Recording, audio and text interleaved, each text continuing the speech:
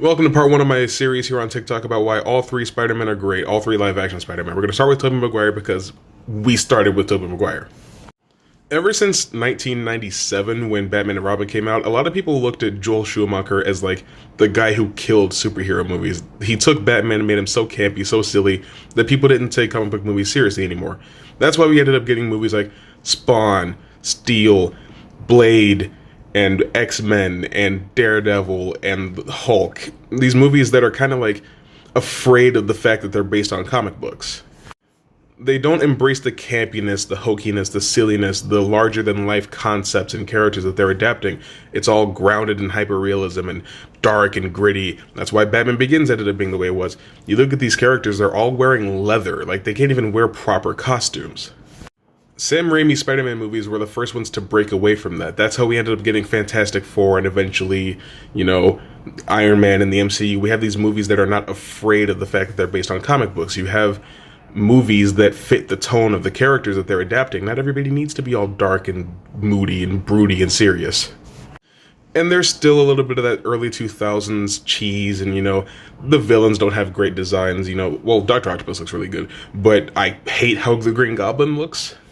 And the movies aren't perfectly written or perfectly acted. I don't like MJ, but the thing that's important is that this movie changed comic book movies. Tobey also felt like the first superhero actor since Christopher Reeve or Michael Keaton, honestly, that was actually passionate about the role they were playing, that was excited to be a superhero. Maybe James Marsden in X-Men? And to take things in a different direction, make things a little bit more serious, unfortunately, there is something else that we need to talk about with the timing of the release of Spider-Man 1. Spider-Man 1 came out a year after 9/11, not even a full year, it was like 6 or 7 months after 9/11. And that being the case, there is a theme in that movie of New York itself being a character, New York being this force, this unit. There's unity, there's togetherness, there's camaraderie amongst the New Yorkers. They band together behind Spider-Man. That's why that scene, you mess with one of us, you mess with all of us, is so important. New York needed that. The people of New York needed hope and to be inspired because it was a very rough time in the real world. All that stuff working together, even though Tobey Maguire is not my favorite Spider-Man, that's why I love the Tobey Maguire era of Spider-Man.